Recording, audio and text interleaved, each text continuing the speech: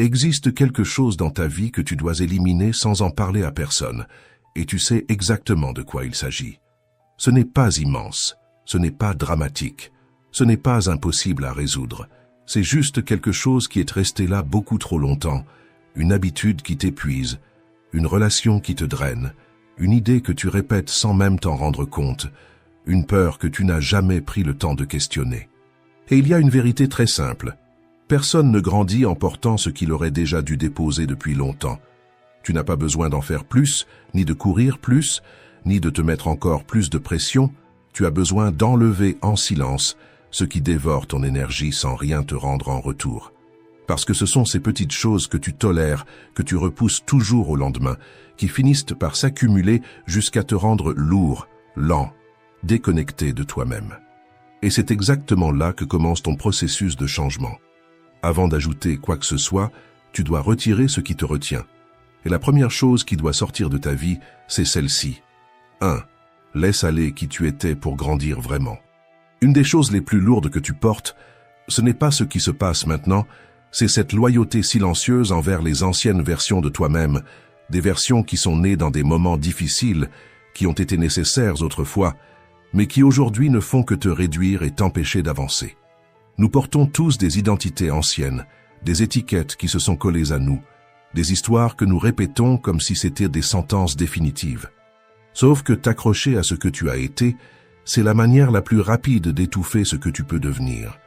Peut-être qu'à une époque, tu as appris qu'il était plus sûr de te taire, de t'adapter, de tout accepter, de te faire petit pour éviter les conflits. Peut-être que c'était une stratégie de survie. Mais aujourd'hui, ce programme est devenu une cage invisible à laquelle tu obéis encore, sans même t'en rendre compte. Vois les choses ainsi. Si ton passé tient le volant, ton avenir reste à l'arrêt. Ton subconscient répète automatiquement des schémas anciens, et si tu ne reprends pas les commandes, tu continues de réagir comme cette version de toi qui ne faisait que survivre. Et c'est là qu'il existe un point décisif. Je ne dois aucune fidélité à la version que j'étais quand je n'avais pas le choix.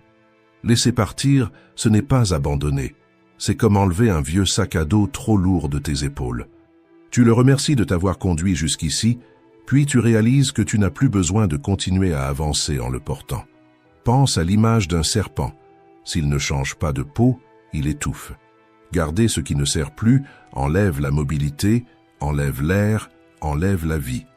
C'est exactement ce qui se passe quand tu insistes pour garder ton ancienne peau émotionnelle. Elle sert tes rêves, elle sert ton potentiel, elle sert ton expansion. Le prochain niveau de ta vie ne sera pas vécu par une version recyclée de ton passé, mais par une version nouvelle, plus consciente, plus courageuse, plus alignée avec ce que tu veux construire. Cette version naît au moment précis où tu décides d'arrêter d'être fidèle à ce qui te diminuait. Alors, sois honnête avec toi-même. Dans quel domaine de ma vie est-ce que j'agis encore comme cette version réduite qui ne savait que se faire petite? Peut-être dans tes relations, en acceptant moins que ce que tu mérites, peut-être dans ton travail en te cachant par peur de te tromper, peut-être avec toi-même en te traitant comme quelqu'un qui ne peut pas grandir. Aujourd'hui, tu n'as plus rien à prouver à ceux qui t'ont connu petit. Aujourd'hui, tu dois te prouver à toi-même que tu ne vas pas continuer à vivre en dessous de ce que tu sais pouvoir être. Si ce message t'a parlé, écris en commentaire. Aujourd'hui, je laisse derrière moi ma petite version.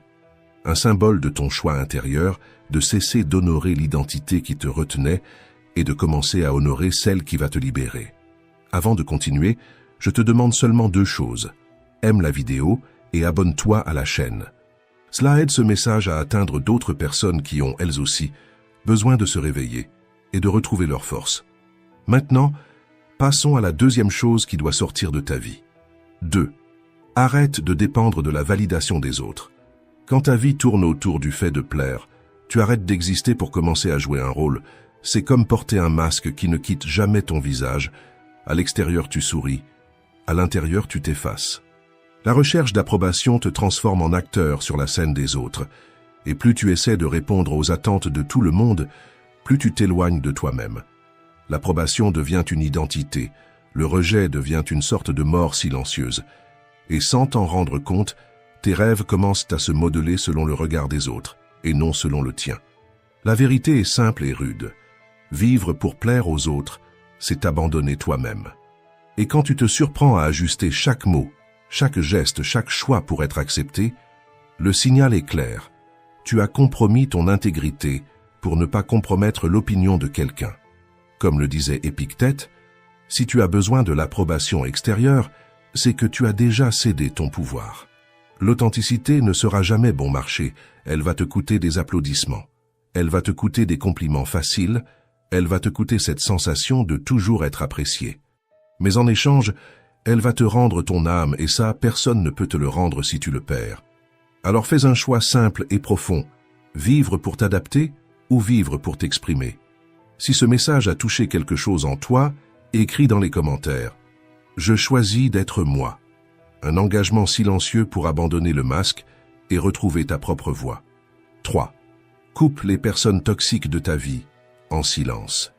Tu ne guéris jamais sur le même terrain où tu as été blessé, et peu importe à quel point tu es solide, les personnes toxiques trouvent toujours un moyen de vider ton énergie, d'éteindre ta lumière, de brouiller ta paix intérieure.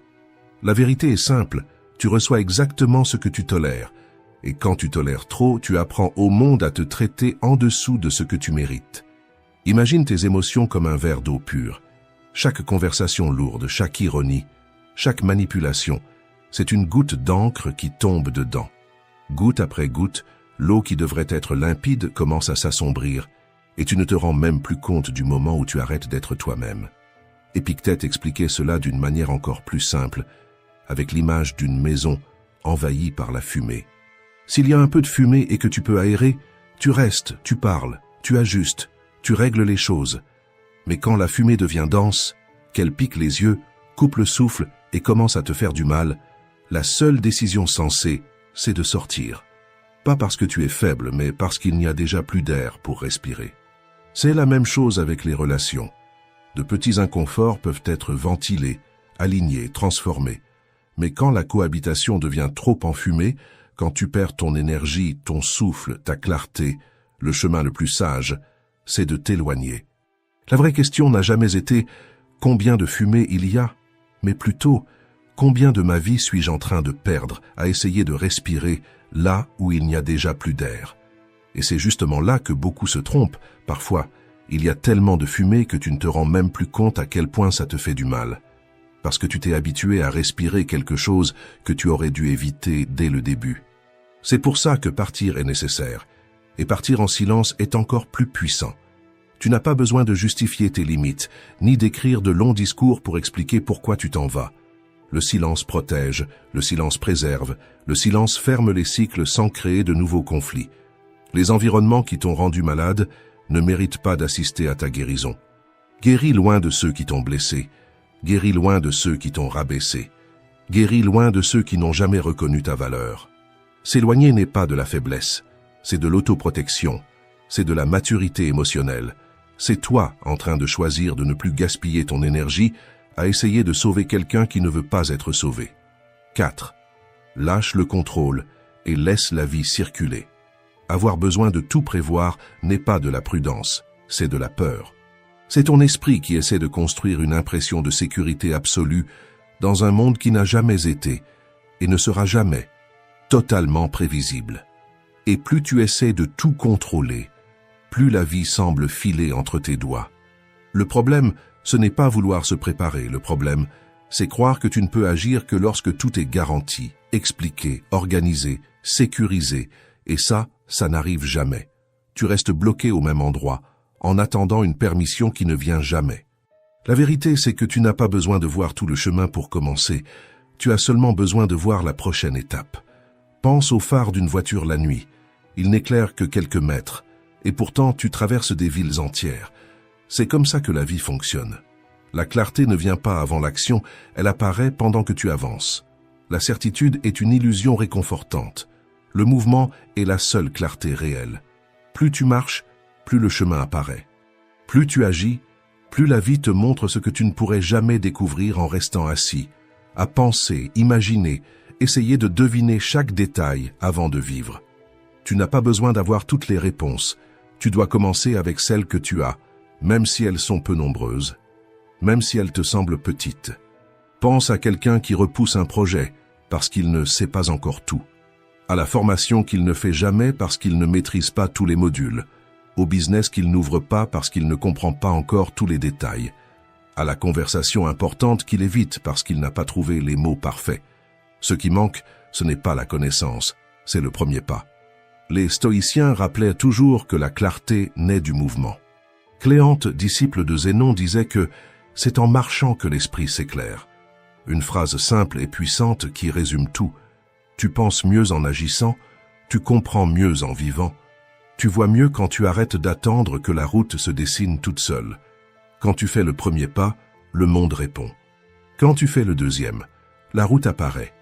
Et quand tu acceptes que c'est comme ça, par réponse, ajustement, le poids de la perfection tombe, la peur diminue, et la vie recommence enfin à avancer.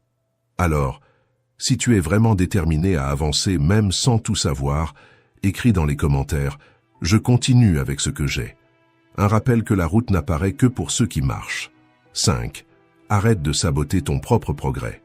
Tu as déjà remarqué que justement au moment où la vie commence à t'ouvrir une porte, tu disparais, tu hésites, tu repousses, tu te distrais, tu crées des problèmes qui n'existent pas, ou tu perds le rythme sans comprendre pourquoi.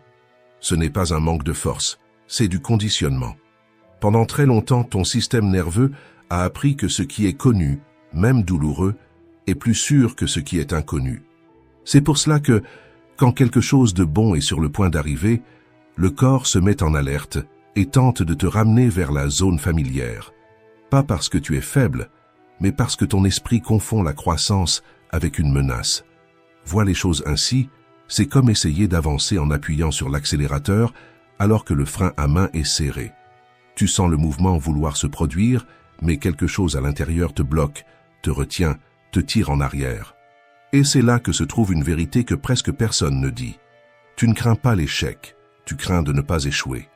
Parce que vivre un niveau supérieur exige une nouvelle identité, exige un nouveau comportement, exige de nouvelles responsabilités.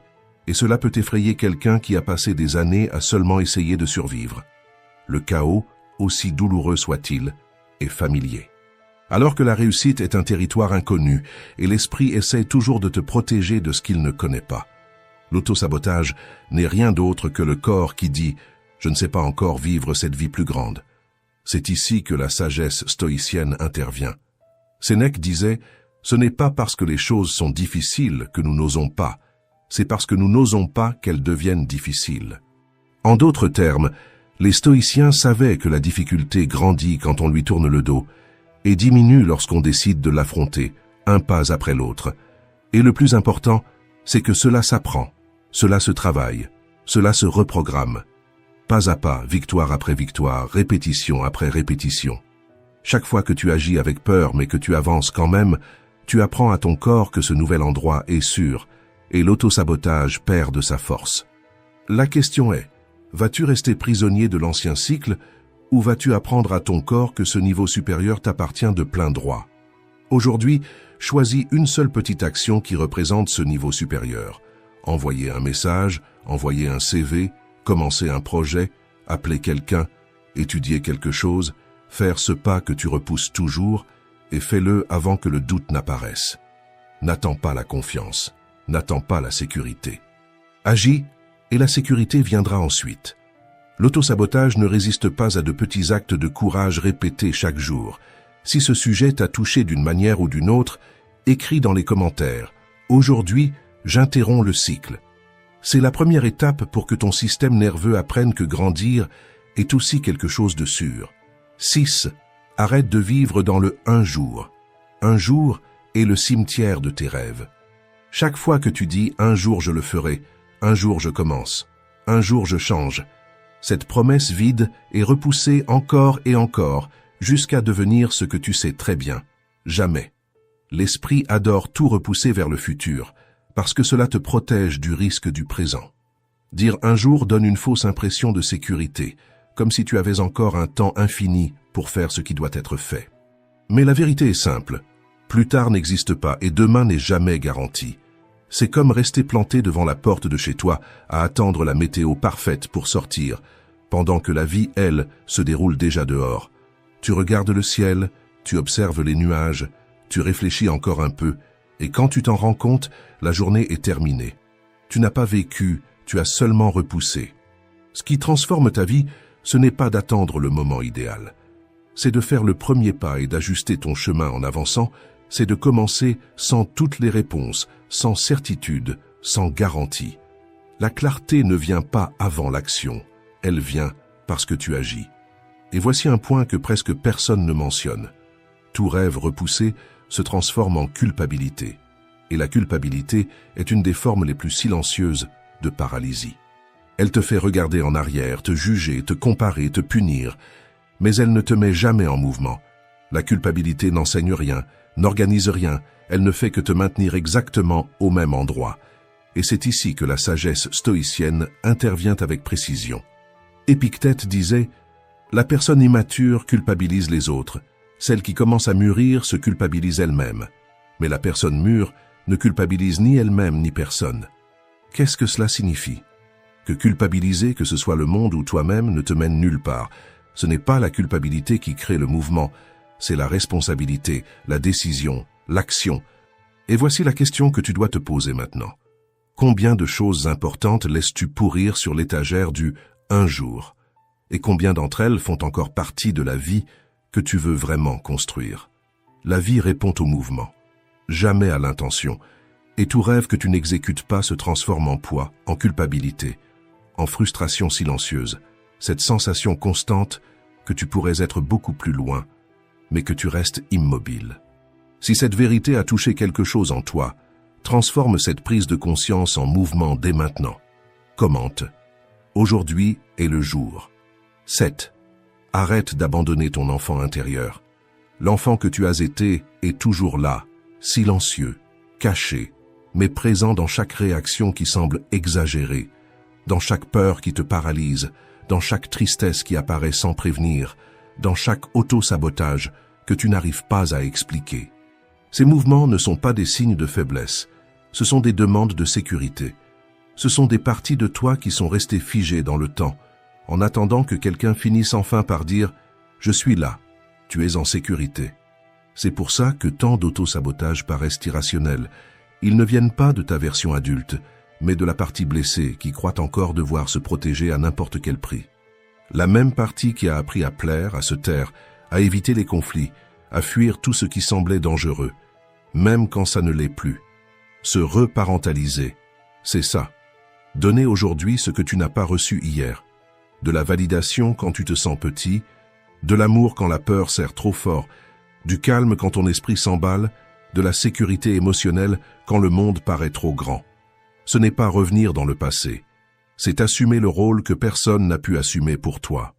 C'est regarder en toi et dire à cet enfant qui vit dans tes émotions « Maintenant je prends soin de toi. Maintenant tu n'es plus seul. » C'est le plus grand pouvoir que le stoïcisme peut t'enseigner. Agir sur ce que tu peux contrôler.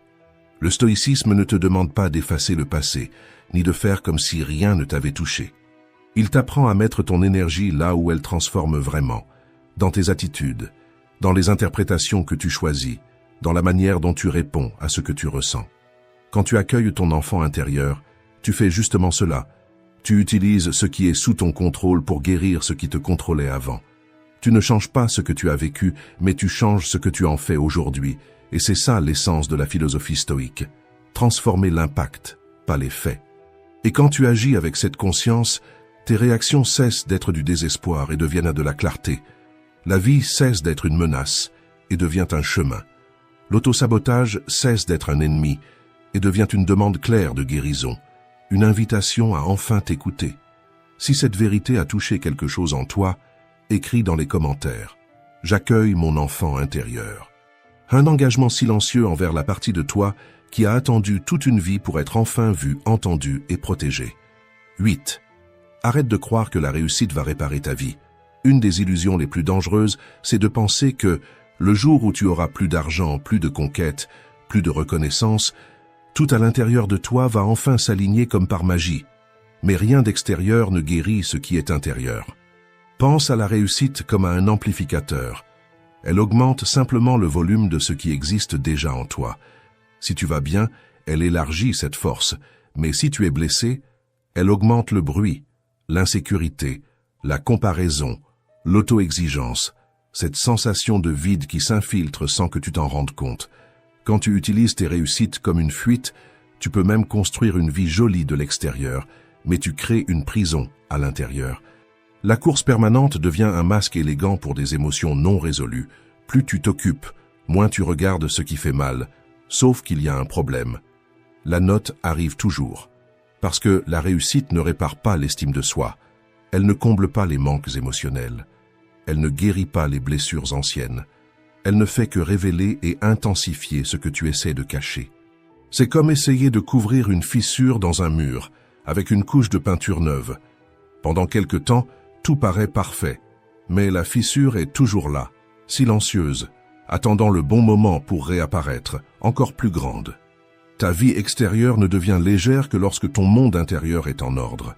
Et prendre soin de l'intérieur n'est pas un luxe, c'est la base qui t'empêche de t'effondrer quand l'extérieur finit par arriver.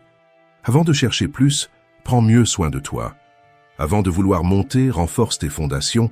Avant de demander la grandeur, accorde de l'attention à ce qui doit encore être réglé en silence.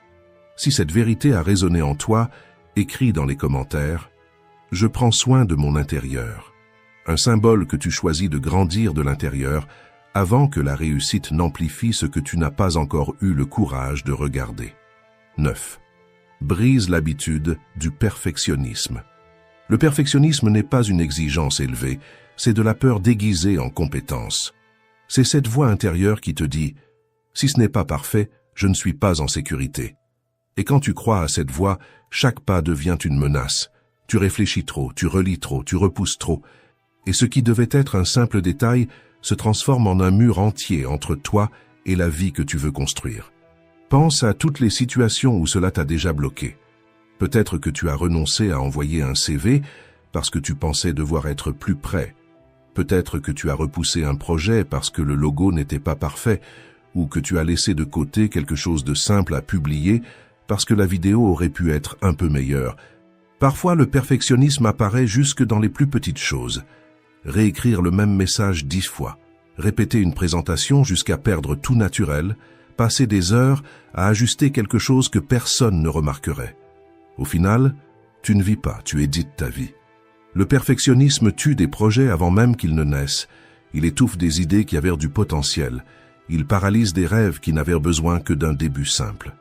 C'est comme essayer de construire une maison, mais refuser chaque brique parce qu'aucune ne semble assez bonne. À la fin, il n'y a pas de construction, seulement de beaux plans rangés dans un tiroir. Arthur Schopenhauer a écrit quelque chose qui correspond parfaitement ici. Celui qui a peur d'être dépassé s'est déjà placé en dessous. C'est ça, l'essence du perfectionnisme. La peur d'être vu en train d'échouer, la peur de ne pas correspondre, la peur de paraître petit. Sauf que cette peur, justement, c'est elle qui te garde petit. La vérité est dure mais libératrice. Le parfait n'existe pas. Ce qui existe, c'est ce que tu fais, ce que tu commences, ce que tu maintiens. Le fait te transforme, le parfait t'emprisonne. Le fait ouvre la voie, le parfait te fige. Le fait te rapproche de la vie, le parfait t'en éloigne. Regarde comme ça apparaît dans le quotidien. L'écrivain qui passe des années à polir le premier chapitre et qui n'écrit jamais le deuxième, le musicien qui ne sort jamais une seule musique parce que elle n'est pas encore au niveau, l'étudiant qui étudie tellement avant de commencer qu'il ne commence jamais, l'entrepreneur qui a tout prévu mais qui n'ouvre jamais sa porte. Tu as déjà remarqué que ceux qui évoluent vite ne sont pas ceux qui font parfait. Ce sont ceux qui font beaucoup. Ceux qui essaient, testent, se trompent, ajustent, essaient encore. Ceux qui comprennent que la répétition construit une force que l'idéalisation ne construira jamais. Personne n'améliore ce qu'il ne commence pas. Personne n'évolue dans ce qu'il ne pratique pas. Personne ne construit du courage en attendant le scénario idéal. Tu grandis en faisant, pas en imaginant. Si ce que tu viens de lire a fait écho en toi, transforme cette compréhension en symbole. Commente. Le fait vaut mieux que le parfait. Et rappelle-toi, chaque fois que tu choisis le fait plutôt que le parfait, tu choisis ta liberté. 10. Arrête d'avoir peur d'échouer. L'échec ne détruit personne. Ce qui détruit, c'est le sens que tu lui donnes. Échouer ne dit pas « tu es incapable ». Ça dit simplement « tu es en train d'apprendre ». L'esprit crée un drame autour de l'erreur parce qu'il essaie de protéger ton ego, pas ta croissance. Et c'est pour ça que tant de gens abandonnent avant même de commencer. Ce n'est pas la peur de tomber, c'est la peur de ce que la chute va dire d'eux, la peur d'avoir l'air ridicule, pas prêt, jugé. Sauf que l'échec n'est pas une sentence, c'est un processus. C'est le chemin inévitable de toute personne qui construit quelque chose de réel. Personne ne traverse un pont tout neuf sans entendre quelques grincements. Ça ne veut pas dire qu'il va s'effondrer.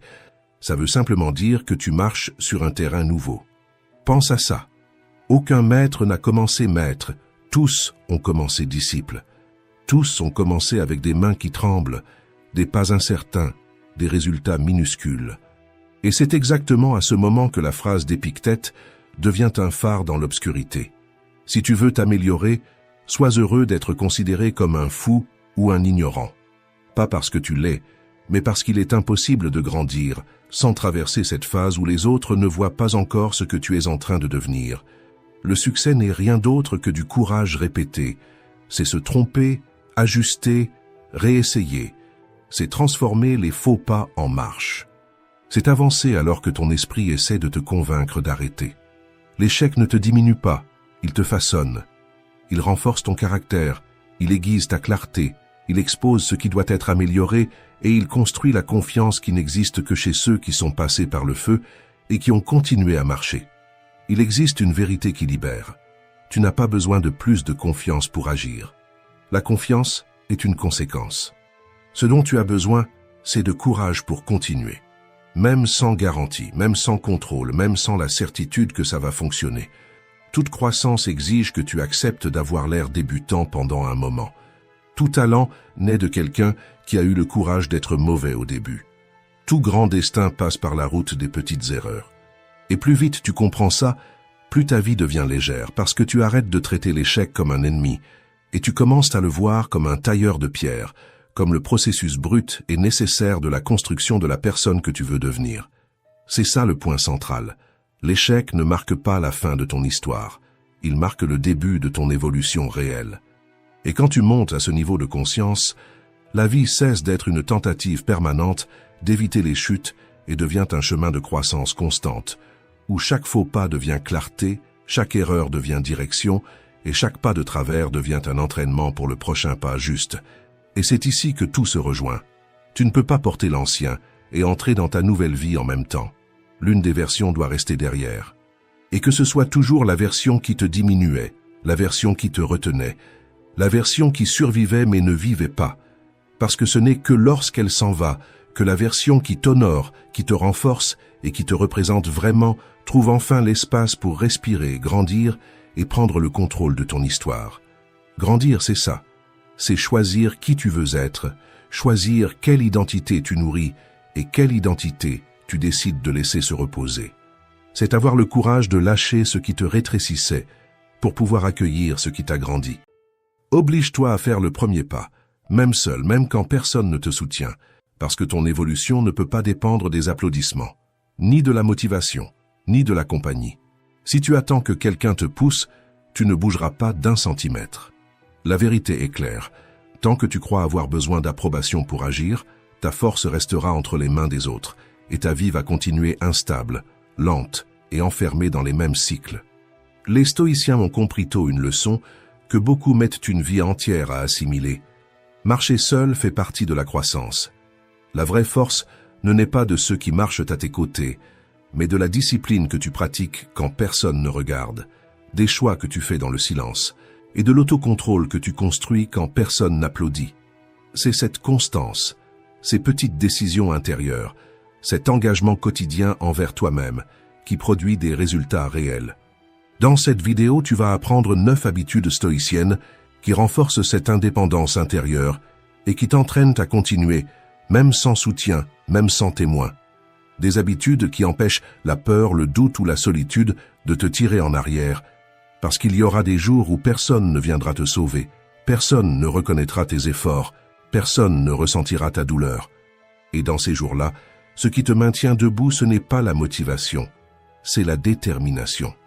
Quand tu agis guidé par cette conviction intérieure, le monde cesse de te bloquer et commence à laisser de la place pour ta transformation. Avant que l'on commence, je te demande seulement 2 choses. Mets un like à cette vidéo et abonne-toi à la chaîne. Ainsi, tu aides ce message à atteindre d'autres personnes qui ont besoin de se rappeler de leur propre force. Pratique 1. Personne ne va vivre ta transformation à ta place. Notre première leçon est simple à comprendre, mais difficile à accepter. Tout ce que tu dois traverser, tu le vis seul. Il existe des personnes qui t'aiment, qui veulent ton bien, qui feraient l'impossible pour t'alléger.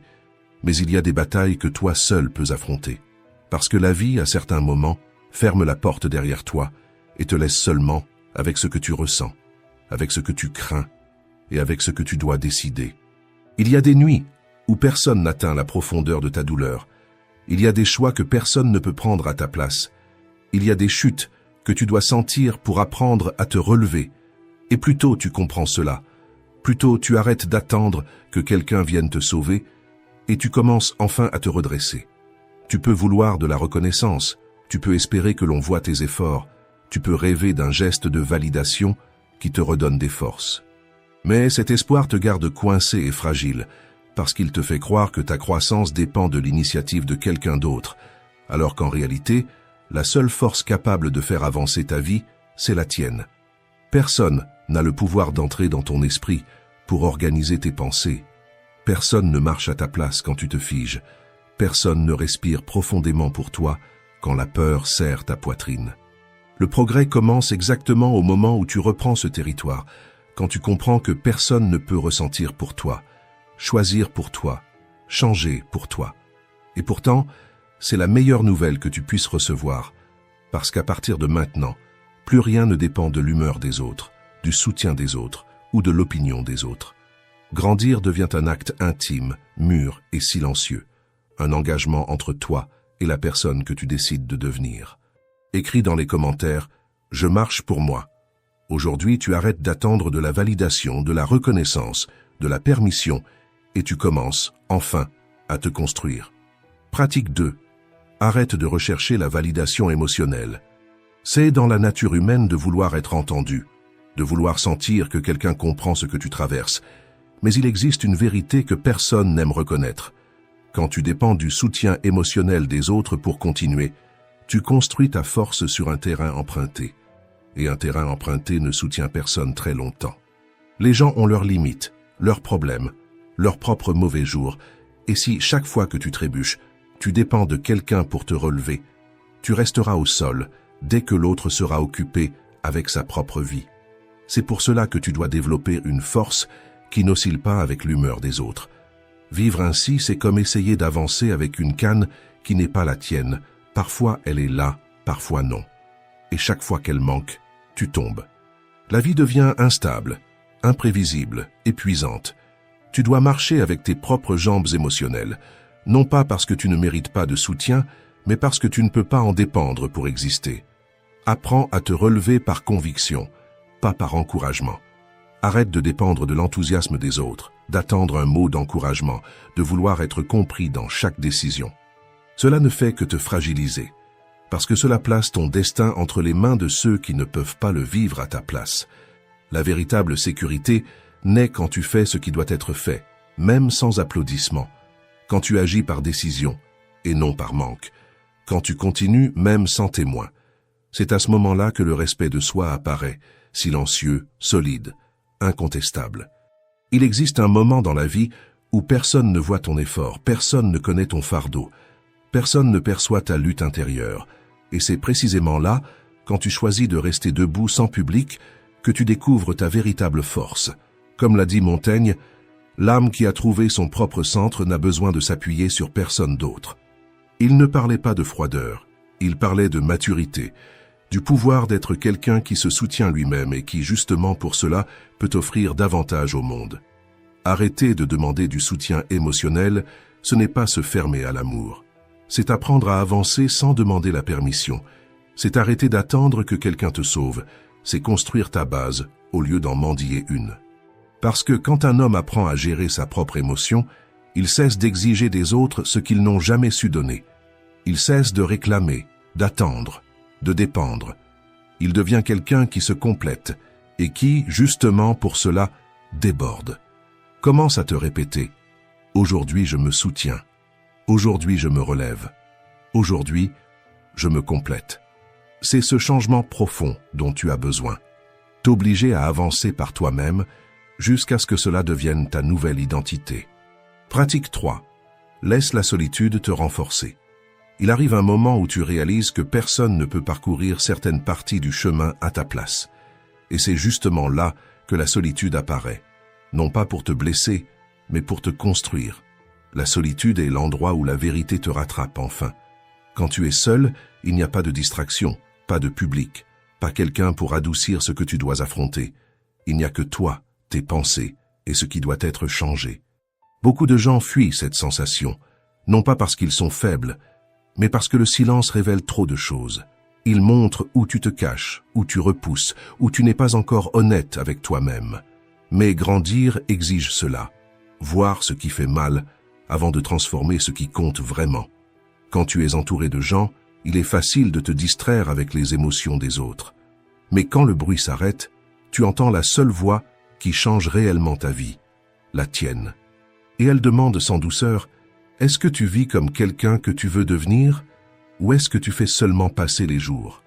Cette confrontation est inconfortable, mais libératrice, parce que c'est là que tu découvres quelque chose d'essentiel. Tu peux avancer seul, et ça, c'est de la force, de la vraie force. Une force qui ne dépend pas de l'approbation, du soutien, de la compagnie ou de l'encouragement. La solitude t'entraîne à continuer même quand personne ne voit ton effort. Elle t'entraîne à agir par conviction, pas pour être applaudi. Elle t'entraîne à ne pas t'arrêter simplement parce que personne ne te comprend. Et, à mesure que tu apprends à marcher ainsi, quelque chose commence à changer en toi. Le respect que tu as pour toi-même grandit, parce que tu réalises que, même dans les jours les plus lourds, tu ne t'effondres pas, tu te relèves. C'est pour cela que la solitude renforce certains et détruit d'autres. Ceux qui la fuient restent toujours dépendants de mains extérieures, mais ceux qui apprennent avec elle reviennent plus solides, plus conscients, plus sûrs d'eux. Et alors, tu commences à vouloir des gens dans ta vie par choix, pas par besoin. Tu ne cherches plus une présence pour remplir un vide, tu cherches une connexion qui a du sens. Tu n'attends plus que quelqu'un te complète, tu es déjà entier. La solitude t'offre ce cadeau, l'indépendance émotionnelle. Elle te rappelle que tu es capable d'avancer, même si personne ne marche à tes côtés à ce moment-là. Alors écoute bien, la solitude n'est pas une sentence, c'est une invitation à découvrir la force qui n'apparaît que lorsque le monde se tait. Pratique 4. Coupe la plainte. Se plaindre paraît être quelque chose de petit, presque anodin, mais en réalité, c'est l'une des habitudes qui t'affaiblissent le plus de l'intérieur. Chaque fois que tu te plains, tu envoies un message direct à ton propre esprit. Je n'ai aucun pouvoir, je ne peux pas changer, je suis plus petit que mes problèmes. Et quand ce discours se répète, il s'enracine. Il devient une manière de penser, il devient une identité, il devient cette voix qui te convainc que rien n'avance, que rien ne vaut l'effort, que tu as déjà tout essayé. Se plaindre est le langage de celui qui abandonne, avant même d'essayer. Je le sais parce que j'ai vécu des années comme ça, en me plaignant des injustices, des opportunités qui ne sont jamais arrivées, de ce que les autres ont fait ou n'ont pas fait, et même de mes propres choix. Et, à ce moment-là, tout semblait juste. Cela semblait être mon droit. Mais cela ne m'a jamais donné de force, jamais donné de clarté, et cela ne m'a jamais rapproché de la vie que je voulais. Au contraire, me plaindre faisait de moi un spectateur de ma propre histoire. Cela me laissait attendre des solutions qui ne venaient jamais, en croyant que quelqu'un devait changer quelque chose pour moi. Et peu à peu, cela m'a poussé vers le cynisme, cette sensation dangereuse que rien ne change, que rien ne vaut la peine, que rien ne fait la moindre différence. C'est comme ça que l'on commence à mourir de son vivant, quand on cesse d'agir et qu'on se contente de réagir. Le tournant est arrivé quand je me suis posé la question la plus difficile de toutes. Quelle part de ma douleur suis-je en train d'alimenter parce que je ne fais pas ce que je sais que je dois faire? Cette question m'a frappé comme un coup de poing. J'ai compris qu'une partie de ma souffrance ne venait pas des problèmes, mais de ma passivité, des excuses, des plaintes que j'utilisais pour ne pas changer. Et ce jour-là, pour la première fois, j'ai arrêté de faire semblant d'être une victime. J'ai repris le contrôle J'ai décidé que je ne voulais plus être quelqu'un qui montre du doigt ce qui est mauvais. Je voulais être quelqu'un qui résout. J'ai commencé par une question simple, qui a changé tout mon comportement. Qu'est-ce qui dépend de moi? Pas ce que les autres devraient faire. Pas pourquoi c'est injuste. Mais qu'est-ce que je peux faire maintenant pour faire avancer ma vie d'1 centimètre? Cette question a ouvert des chemins là où je ne voyais que des murs. Là où il y avait de la colère, un élan est apparu.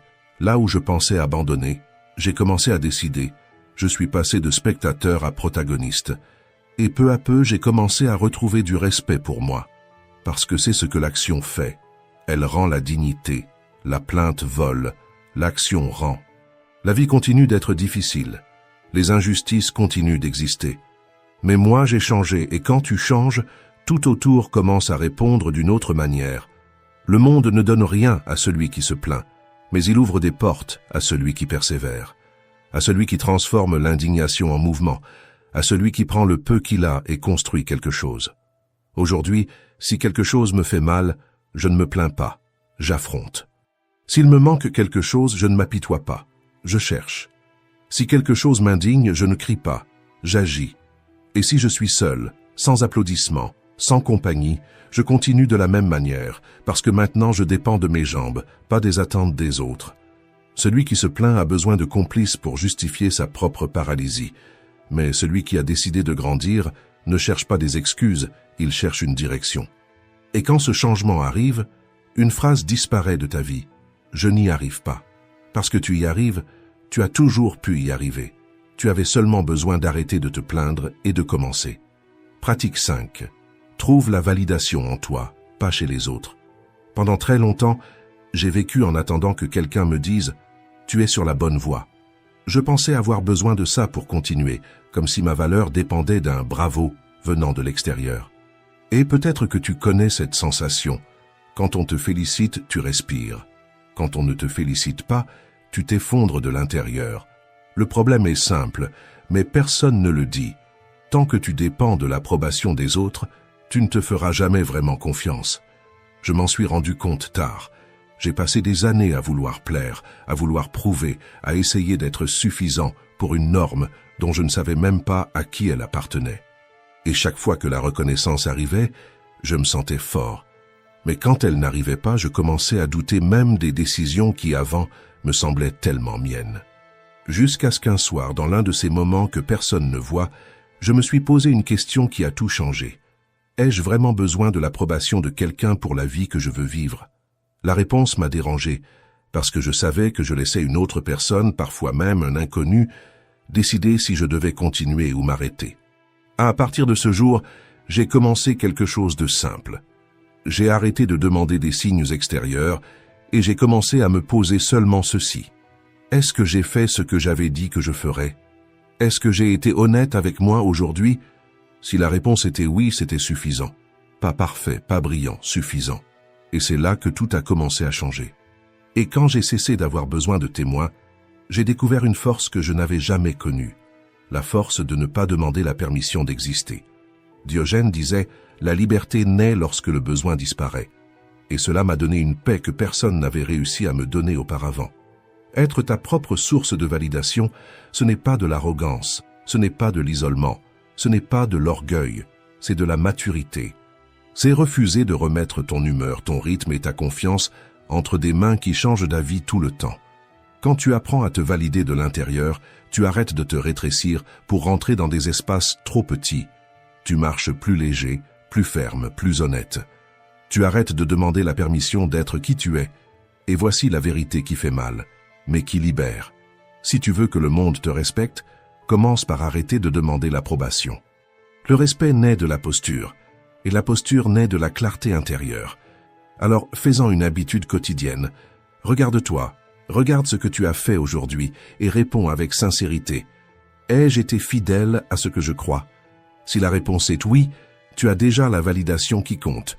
Tout le reste n'est qu'un écho. Pratique 6. Fais de ta douleur le carburant de ton rebond. La douleur fait partie de la vie. Peu importe qui tu es, peu importe à quel point tu essaies d'y échapper, à un moment donné, quelque chose va te blesser, te frustrer ou te décevoir. Et la vraie question n'a jamais été comment vivre sans douleur, mais plutôt qu'est-ce que tu vas en faire. Parce qu'il existe une différence immense entre souffrir et se laisser conduire par la souffrance. Certaines personnes utilisent la douleur pour s'arrêter, d'autres utilisent la douleur pour commencer. Et la différence entre elles ne vient pas de ce qu'elles ressentent, mais de l'attitude qu'elles adoptent après avoir ressenti. La douleur n'apparaît pas pour te détruire. La douleur apparaît pour te réveiller. Elle te dit « quelque chose doit changer ». Elle te montre ce que tu dois laisser partir, qui tu dois devenir et quelle partie de ta vie ne peut plus rester telle qu'elle est. Perdre fait mal, être rejeté fait mal, échouer fait mal. Mais il existe une douleur encore plus profonde. La douleur de rester le même alors que tu sais déjà que tu pourrais être davantage. La douleur est l'appel, la croissance est la réponse. Pense à quelque chose de simple. Un muscle ne se développe qu'après avoir été déchiré, une flèche n'avance qu'après avoir été tirée en arrière, et un esprit ne mûrit vraiment que lorsqu'il traverse ce qu'il aurait préféré éviter. La douleur, c'est exactement ce recul qui prépare l'élan. Le problème, c'est que beaucoup de gens utilisent la douleur comme argument pour abandonner. C'était trop difficile. J'ai déjà perdu patience. Je n'en peux plus. Sauf qu'à chaque fois que tu dis ça, tu donnes à la douleur le pouvoir de décider qui tu vas devenir. Tu ne peux pas empêcher la vie de te blesser, mais tu peux empêcher qu'elle te brise. Et ça commence au moment où tu regardes tes cicatrices sans honte. Pas comme des marques de ce que tu as perdu, mais comme des preuves silencieuses de tout ce que tu as surmonté. Chaque cicatrice est un jour où tu es resté debout, alors qu'il aurait été plus facile de tomber. Elle ne te diminue pas, elle prouve que tu tiens bon. Alors ne demande pas une vie sans douleur, demande la force de traverser, demande la clarté pour comprendre, demande le courage de transformer. Parce que la douleur qui te sert aujourd'hui peut être exactement ce qui te prépare à une version plus forte de toi demain. Parfois, perdre ce qui semblait essentiel est la seule façon de trouver qui tu es vraiment. Parfois, la douleur qui te fait le plus mal est la même qui te réveille. Arrête de regarder ta douleur comme si c'était une punition. Vois-la comme un entraînement. Regarde-la comme un levier, comme une opportunité qui n'apparaît que lorsque tu es prêt à faire un pas de plus. La vie répète les circonstances jusqu'à ce que tu apprennes à les affronter. Et quand tu apprends vraiment, plus rien ne peut te briser. Parce que même ce qui était venu pour te blesser commence à t'impulser, et au bout du compte, tu comprends quelque chose de simple et de puissant. La douleur n'a jamais été la fin du chemin. Ça a toujours été le début de ta force. Pratique 7. Crée une discipline même quand personne n'est là. Il existe une forme de force qui n'apparaît dans aucune photo, qui ne provoque aucun applaudissement, et qui ne devient jamais un titre de journal, mais c'est exactement elle qui façonne la personne que tu deviens. C'est une force qui naît dans les moments où personne ne regarde, quand il n'y a aucune attente, quand il n'y a pas de scène à impressionner. La plupart des gens ne fonctionnent que sous le regard des autres. Quand il y a de la pression, ils se bougent. Quand il y a de la reconnaissance, ils se surpassent. Mais ça, ce n'est pas de la discipline. C'est une réaction. La vraie discipline existe quand la seule raison de continuer, c'est toi. Pense à une maison en construction. La partie la plus importante, les fondations, c'est exactement ce que personne ne voit. Elles n'apparaissent pas sur les photos, elles n'ont rien d'esthétique, elles ne reçoivent aucun compliment. Mais tout ce qui reste debout dépend précisément de ce qui se passe dans l'invisible. Ta vie fonctionne de la même façon. Ce que tu fais quand tu es seul est ce qui soutient tout ce que tu montres au monde. La discipline, c'est du silence. C'est toi qui te lèves un peu plus tôt même sans envie. C'est toi qui fais ce qu'il faut, même sans témoin. C'est toi qui respectes la promesse que tu t'es faite à toi-même, et non celle que tu fais pour être vu. Et voilà la partie que presque personne n'accepte. Le progrès met du temps à apparaître, et pendant cet intervalle, tu vas travailler pendant des jours et des jours sans voir le moindre retour. C'est pour ça que tant de gens abandonnent. Ils veulent des résultats rapides, une reconnaissance immédiate, une garantie instantanée, mais la maturité, c'est comprendre que rien de profond ne pousse au rythme de l'anxiété. La discipline t'enseigne justement ça. Ce que tu fais aujourd'hui sans applaudissements, c'est ce qui t'emmène demain là où peu de gens arrivent. Et il existe une paix profonde quand tu comprends que tu n'as pas besoin d'être observé pour t'engager. Tu commences à agir parce que ça a du sens, pas parce que quelqu'un attend quelque chose de toi. Tu cesses de dépendre de la motivation et tu commences à dépendre du sens. La motivation est instable, elle vient et elle repart. Le sens, lui, reste quand tout le reste perd en puissance. La question qui compte est simple et directe. Qu'est-ce que je fais quand personne ne me regarde? La réponse détermine la direction de ta vie. Parce qu'il y a quelque chose de noble dans le fait de continuer même fatigué.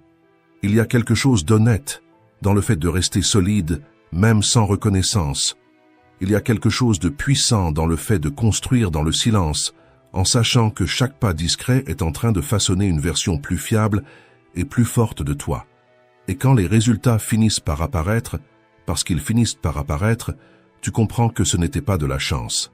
C'était l'accumulation de tous ces jours où tu as choisi de faire ce qu'il fallait, même sans envie, même sans compagnie, même sans aucun applaudissement. La discipline, c'est ça, agir par conviction, pas pour des témoins. Et c'est cette force qui fait de toi quelqu'un qui ne s'effondre pas quand le monde devient instable, parce que celui qui s'est entraîné dans le silence ne dépend pas du bruit pour continuer. Pratique 8. Reprends ton chemin. Tout le monde échoue. Tout le monde perd le rythme. Tout le monde a des jours où tout s'effondre à l'intérieur et où l'on fait exactement ce que l'on avait juré ne plus faire.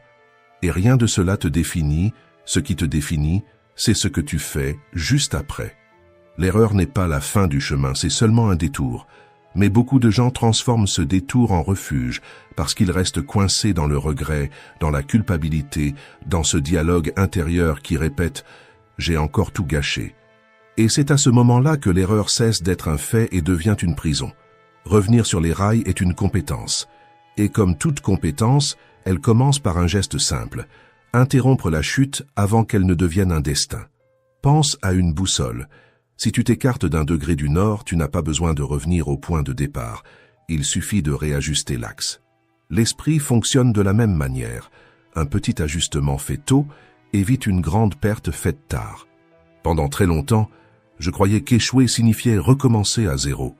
Alors, quand je tombais, je passais des jours à me punir, transformant un faux pas en échec, jusqu'à comprendre que le problème n'était pas de tomber, mais le temps que je mettais à me relever. Le déclic est arrivé lorsque j'ai remplacé la question « Pourquoi j'ai encore échoué ?» par « Qu'est-ce que je peux faire maintenant, immédiatement, pour revenir sur mon chemin ?» Cette question change tout, parce qu'elle te rend ton pouvoir. Elle t'arrache à la culpabilité et te ramène directement à l'action. Revenir sur les rails n'exige pas de grands discours, cela demande un pas. Parfois, c'est un verre d'eau, une page lue, une courte marche, une petite tâche accomplie. C'est moins une question de grandeur et plus une question de direction. Les stoïciens ont toujours enseigné cela. Se tromper est humain. Rester dans l'erreur est un choix. Et tu n'as pas besoin de te justifier pour agir de nouveau. Tu dois simplement décider.